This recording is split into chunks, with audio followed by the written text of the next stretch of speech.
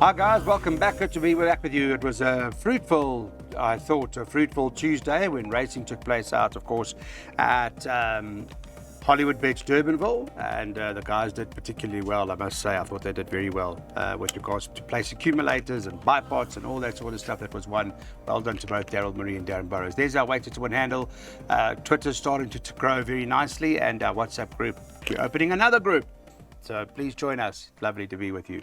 Right, it's an 8-race program out at, is it 8 races today, guys? Sorry, I'm just double checking. It is 8 races, yes, just to make sure. And the bipod starts now. And Darren Burrows, we want to get that bipod like we did yesterday. So tell us what's going on in the first, in particular with Michael Miller's aerial display, who's currently at 10 o'clock this morning, 11 at 10. Yes, Clyde, it's a small but competitive lineup. You only got 4 runners, and I think 3 of them have a realistic chance. Aerial Display stepped up in trip his last 2 starts. One is maiden, straight out of the maidens in handicap company, won a good race. He'll be very competitive. I thought a horse like Sunday Island comes in here probably best weighted. He is better over slightly further, but he has won on the poly and been competitive over this trip. So he's got to come into the race with a big chance, and Paris Pike's not out of it either. The only other runner, Catch the Tune, he's got ability on his day. So any of the 4 runners could win. Okay, but for bipods now, there are only 4 of them. So what do we do? Yeah, I put 4. Did you? Yeah. So you're But going Clyde, one of them is a scratching. So if Aerial Display does run in the top 2, You double I'm up. gonna hopefully double up. Clyde, he is certainly going the right direction. He's on the upgrade. The concern is his latest form line. 3 runners, all 3 unplaced. You're not a fan of that, are you? No, not at all. And I'm not too sure about the pace in this race. So I've played the safe route. Paris Park's only had 1 start on the polytrack. He bolted up on that occasion. And Sunday Island is the best weighted. You just have to put a line through his second run after Gelding. That wasn't him. At the weights, he's the horse to beat. So I was actually encouraged with his comeback run as a Gelding. If he reproduces that effort over here, I could see him end up in the winner's enclosure. So Okay. let's just survive this first. All right, so I would have thought not, but I mean, because there's only 4 horses in here, but the guys are saying, you know what, even Sunday Island can win it. So let's have a look at what the boys want to do in bipods here. We're going to put that up for you. Start up with race 1. It's Daryl's. It's going 1, 2, 3, 6. Remember, 6 is not running, so I beg your pardon, not that the 6 is not running. There's a scratching in the form of number 3, and if that does go into tight favourites, you can double up. But he's going all of them with 1, 2, 4, no bankers. They're the numbers. There are no bankers in this bipod. It's a 576 Rand per.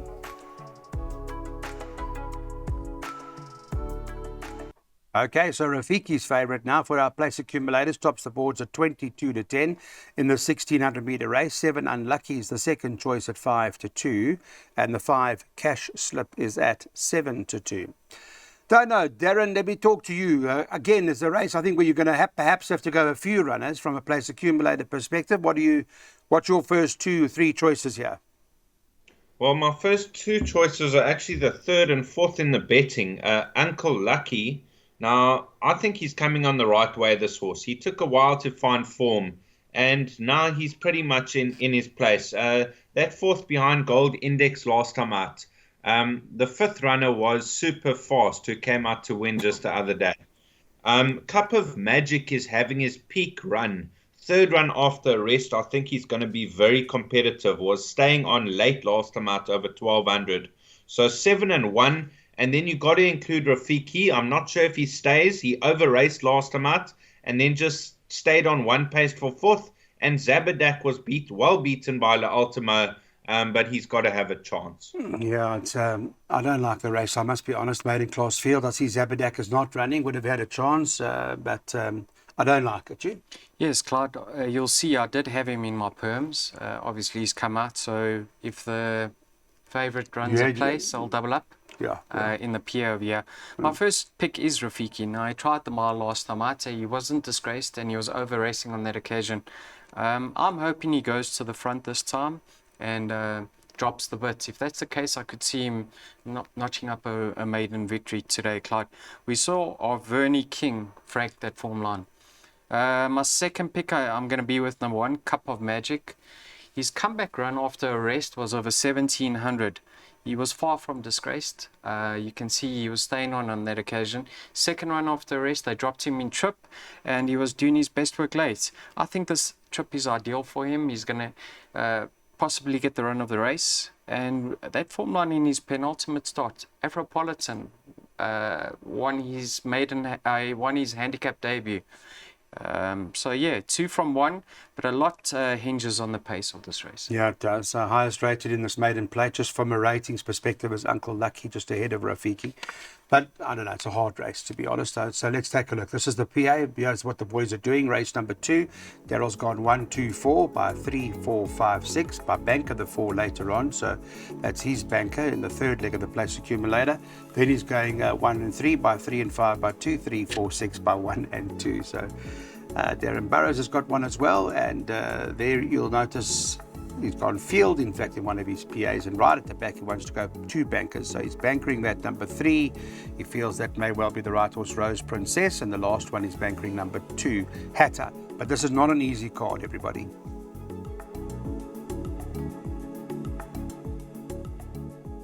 Pick sixes, let's go. Darren Burrows has worked out 2 pick sixes. He's got 2 plays for us today. And, Dowser comes out of the Politician as the 7-2 favourite. Second choice, number 2, Ice Kingdom at 4-1, with the 3, Tom's Act at 4-1, and 5, Ibutu 5-1. I see Sazura's trading around 9-2, 5-1 as well. So from a market perspective, open, but maybe, coming out of that last run, Dowser, one would have thought hard to beat in a race like this, personally.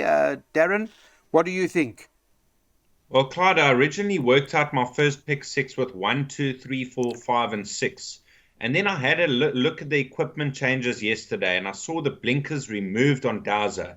And I know last time out he had the blinkers on and he over-raced completely in the Politician and found nothing. I went back in his form. He raced off a 92 previously. He's now off a 82. He won on the Poly last season, beating Ready or Not 5 lengths. He ran 5th to Kaya's Hope in the Racing Association. He beat a horse like Grinkov, who's rated 106 or something. I think this horse is in the right type of race, and he is worth a small bet. If he doesn't find his form, then I have covered him in the other perm. Okay. And that form, that Poly form of his, when he beat that horse Ready or Not on the Poly, I mean, he does appear to be. I know he ran a dismal in the Politician, but ability-wise, I would have thought he's better than this field. Clyde, he's let the side down. I'm sure the connections have expected more from him. But now that he's back in KZN, we could see him certainly find his feet and prove that he's better than he's currently rated. So I do have healthy respect for him. Tom's Act, Clyde, number 3. Go back to the 11th of January, Clyde. Mm-hmm. He beat Cesura, right? He beat him. Yes. And he's 5 kilograms better off. You're right. So I think he's off a very competitive rating currently. And, Rachel always has to be considered because she gets that 1.5 kg claim. Ibutu, just based on jockey arrangements, one would say he's not the stable elect. Cesura appears to be the fancied one. But Ibutu, he's bet on the Poly, Clyde, and his penultimate start, that race didn't pan out well for him. He needs to be hidden away and produced very late. And I think Tristan Godden could certainly be the right one to do that. So if Dowser fluffs his lines, I think Tom's Act, Ibutu, and Cesura all have to be included. I think it's competitive if you look past Dowser. If you look past Dowser. I see Keegan DeMellis on Cesura for the first time. Possibly in recent runs. Yeah. That combination, we've spoken about it time and time again. They're formidable. But he's not on Ibutu, and that's the thing. He could have. And Rakesh, he's not. What's Rakesh going to say? I haven't, I must give Rakesh a call and ask him. But anyway, it's one of those races. There are a few. So there are 2 plays. Yeah, we heard you heard us make reference to that.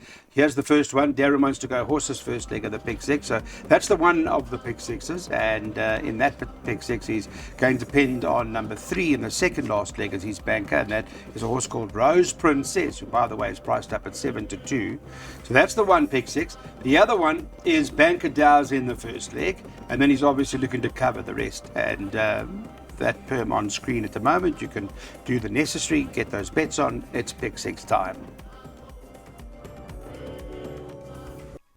This is a conditional maiden plate. Let's get into the action now and have a look at what the plan is here. From a market perspective, Don't Shoot the Bomber number 3 is trading 15 to 10. Form line's totally dead. 1 Irish Rover, second choice 5 to 2. Still early to tell about that particular line. And the 4 Variety Fares at 3 to 1. Go to Darren Burrows first. Let's talk about it. Keegan's on the Don't Shoot the Barman. Obviously, got to have a serious chance. Personally, I have preference for Michael Roberts and Rachel Venika's 1 Irish Rover here. Darren, your first choice? My first choice has to be 1 Irish Rover. Now, this was showed good pace last time out after a break, and he was outrun the final 100 by Master Bling, who was the talk of the town from the Puller stable on debut. He's run off the likes of Aravadiccio, Smith and Wesson. I thought his form's good enough to win. I did cover him with Don't Shoot the Barman. Highveld form in KZN. Sometimes they do, well, exceptionally well. And he was beaten a length and a half by Varpark. Varpark did come out to frank the form, but the rest of the field hasn't done too well. Yeah, it hasn't. Your take on it? Yes, 1 Irish Rover. I fancied him last time, Clyde, and he was beaten by a horse that's highly regarded. But barring that first timer that won on that occasion, I thought that field was very shallow. But he's got the pace and the fitness now. He's going to strip fitter. Got the draw, and this isn't a strong lineup whatsoever. So I think he'll go well. Don't Shoot the Barman, Clyde. Last time out, you can see he wore the compression hood for the first time. And on that occasion, he showed a lot of pace. That's going to be favorable on a poly surface. You want to have that good early toe. So if he can just put in a similar effort in this lineup, I know that form line's not holding up. He is a factor over here.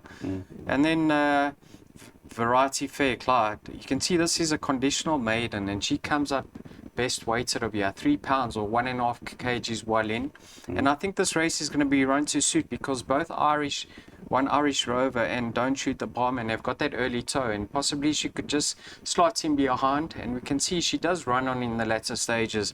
So once again, Clyde, small but tricky. I'm not going to put nail my colours to the master here. I think 2 scratchings, yeah? Fish Yes. Eagle and Sundog both Yes. out. Yeah, I don't know. Yeah. All right, so tough. Personally, 1 Irish Rover, but let's have a look what the boys doing. It's jackpots now. Let's get them on. And from yesterday's play, I can tell you that both Darren and Daryl had a very good day. So Darren's going jackpot 2 and 3. He's going with those 2 horses by the 2 top of the boards by 2, 3, 6, 7 field, 2, 3, 4, 7 at the back. Handicap, we're at the 68 level. It's fillies and mares, these sorts of races. Normally that description, it's anything. You can go as wide as you want, and no surprises if the bottom of the log horse won in a race like this, in terms of the identification of the race, the name of the race. And this is a Weighted to Win. At Weighted to Win is our Twitter account. There's our WhatsApp number for you as well. Have a look at that, take it down and contact us. From a market perspective, this is what they look like, I can tell you. Just very quick to give you an idea as to what the market looks like if you haven't been following. It's 33 to 10, 7 to 2 the field. Number 7, Flying the Star. 3 Hour Emily, 7 to 2. Always seems to run a decent sort of race. 2 Magically, 5 to 1. Trading 6 to 1, number 5, Ford Door.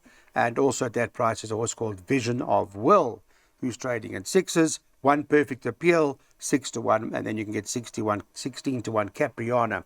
Small field, but all runners quoted. Mr. Burrows, field. Clyde, have a look at that form line. Our Emily in her penultimate start. She beat Vision of Will ahead. Now she meets Vision of Will 6 kilos worse off. She beat Flying the Star a length and a half. She's 4.5 kilos worse off. But then again, she is seems coming on the right way, because last time out she stepped up in class and she beat Diamond Girl. I think there's as many as 2 direct winners from that form line. So 3, 6, and 7 have to go in and throw Magically into wider perms.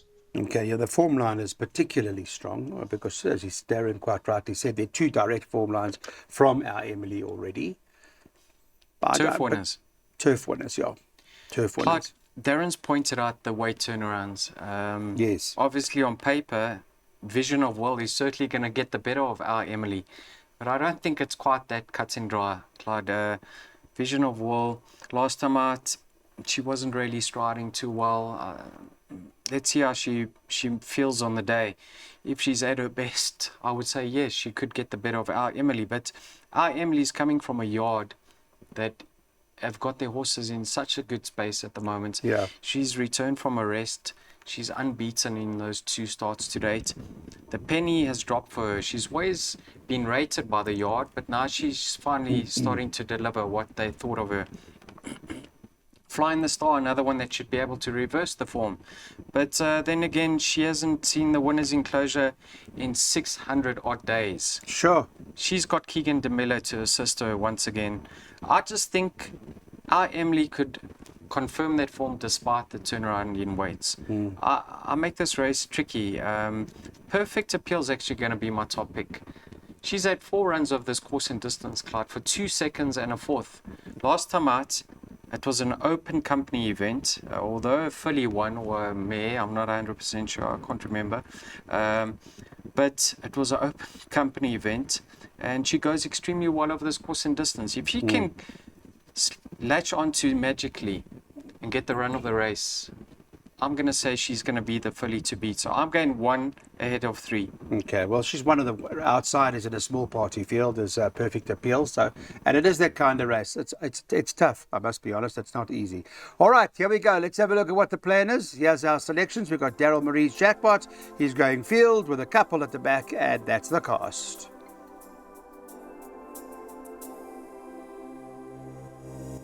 Welcome back, everybody. Race number 6. Let's get on to our action. Hopefully it's been a good day for you so far. This is a handicap at the 65. It's over 1,200 metres. There'll be 9 of them that'll go to the gate here. Bless My Fred for Michael Roberts and Rachel Venica. They're top of the boards at 3-1. And the combination being as powerful as it is obviously deserves all the respect, Darren. And I'll come straight to you and then chat to Daryl about the race. Let's take us through it. Well, some people may ask, why am I putting the field in the PA? But then again, there's 9 runners and you're guaranteed to treble up. So it's the same as coming 1 from 3. And I give horses just about an equal chance in this lineup. So I think I'll leave this one to Daryl. I make it very difficult. There you go. Good boy. Well done, Darren. Okay. You got it. Now tell us why. Yeah. Why you need the field in the PA. I didn't put the field in. No, sleep. I'm just saying, Darren saying it's open. It gives every horse equal winning chance. Well, Yep. yeah, everything can win. It's a handicap. All right. So So who's the head of the handicapper? Get Carter, I think he could be the right horse of year, Clyde. His latest 2 starts have been over 5 furlongs or 1,000 meters. All right. In my opinion, he's better over the 12. And I do believe Marco van Rensburg is going to suit him. He likes to be ridden cold and be produced late. If you just go back to that high velocity runs, 3 runs back, I think he won again. Clyde, now, have a look at this form line. He beat Bless My Stars, right? 1.6 lengths, and he's 2.5 kilograms better off.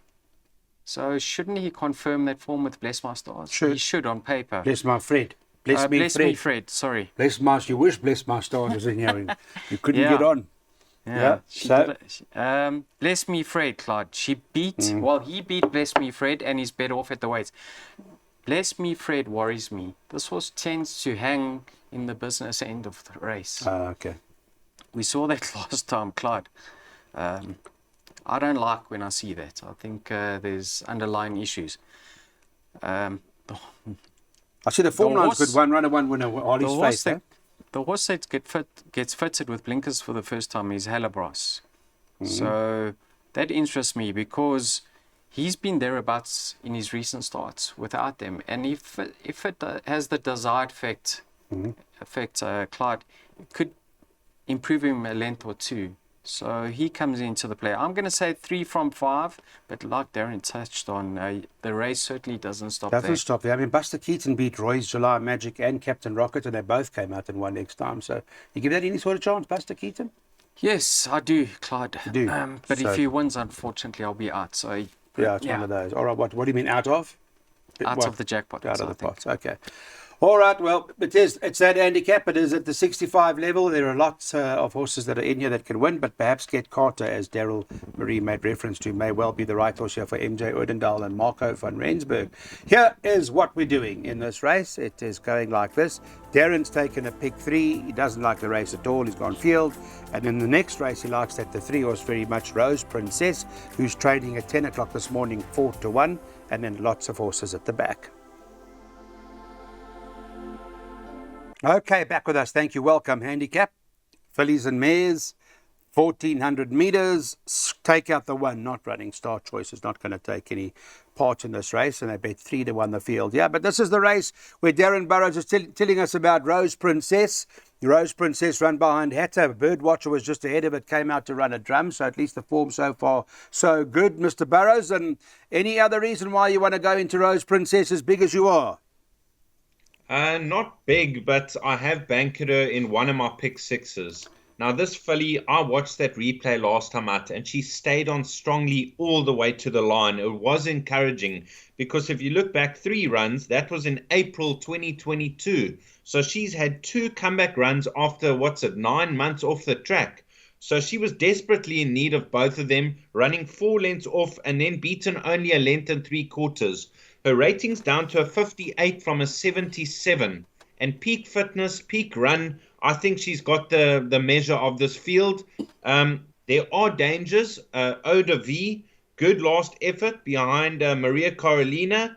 And Charles Seeker's got a chance as well as Sea Cruise. But I think Rose Princess, nice each way value. Yeah, just watching the replay currently off my iPad, and I see she came from a few lengths off them, made it up a little bit. Does seem like a nice looker too, and quite a decent mover. What do you make of it? Yeah, she hasn't been in the winner's enclosure for 709 days. Okay. That has to be a concern, but she's nearing a very competitive mark, Clyde, because you can see she's found form. Having a peak run, yes, she's a live wire. Eau de Vie, very encouraging last start. That was a competitive lineup. Far from disgraced, so she has to be included. Shell Seeker gets Keegan DeMello, comes back in trip. Those are 2 positives. She should be thereabouts. But I think a little bit of a sneaker for wider players, Clyde, is number 6, Meredith Grey. She just needs to settle in running. On the odd occasion, she tends to take a tug. But if she can relax in running, Clyde, I've seen her finish her race off smartly in the past, and she's such a lovely looker. I really thought this filly would do more than what she currently has to date. But I think at her best, don't exclude her out of any bets. I think she's the upset material in the race. Okay. All right, so maybe a bit of value about that, but Rose Princess is where we're leaning at the moment from some of our exotics perspective, and this is what we're doing for the second last race of the day. And Darren Burrows going straight up Rose Princess, currently 4-1.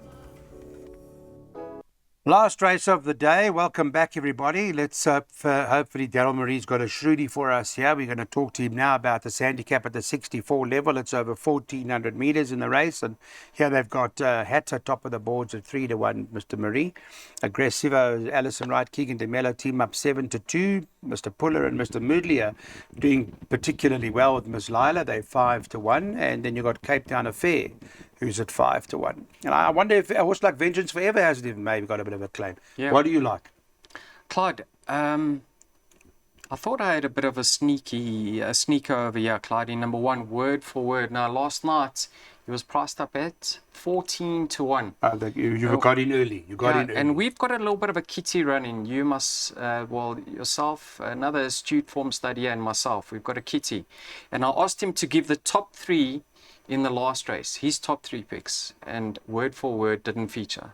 So I went from putting the baby on for a place at 22-10 to not having a bet, and we've missed the price now. So I think Clyde, based on his handicap debut, he must be a huge runner. On that occasion, Hippocrates got to the front. He dictated. He had the worst draw. He was caught 4 wide, and look, he wasn't disgraced, Clyde. I think he's going to get the run of the race just behind Hatter, who's got the pace, the draw, and the fitness on her side. She was game in her latest victory, but I think the race is going to be run to suit Word for Word, and I'm going to say unfortunately, we've missed the price, but I'm going to say he's going to finish in the top 3 at worst. So, yes, Interesting he's my race. each-way play. Okay. Your each-way play, Mr. Burrows? Clyde, I made it a tricky race. I thought Hatter was good enough for the PAs, but then you got to give horses like Vengeance Forever a chance down in trip, rating down, first run for the new stable. Miss Lila, Cape Town Affair, and Demella's ride Aggressivo. Let's just shout Daryl's fancy word for word. I didn't originally have him in, but I did include him in the pick 6. Okay. Well, Aggressivo had that horse Quest for the Best behind it and came out and won, so that has a little bit of a chance. But Mr. Marie says word for word, although we've missed the 14-1 and whatever else it might be a place at the moment, word for word. Let me have a look whilst we're on it. I'll tell you now what at 10 o'clock this morning, what word for word was a place. You can get even money, double your money a place about this horse.